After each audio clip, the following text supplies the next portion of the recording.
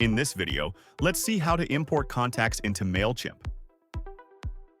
Click on Quick Actions in the top right. Select Import Contacts from the drop-down menu. Choose the Upload a File option. Drag and drop your contact list. Click Continue after uploading your file. Choose your desired audience and tick the checkbox to replace duplicates with updated information.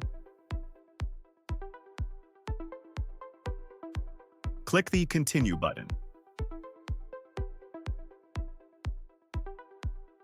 Add your desired tags for the contacts.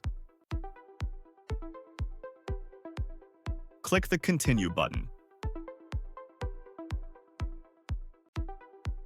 Ensure all columns are correctly matched in the Import section. Click the Continue button to proceed. In the subscription modal, choose the desired email marketing status for the contacts. Click Finalize Import to complete the process. Click the Complete Import button to finalize adding the contact.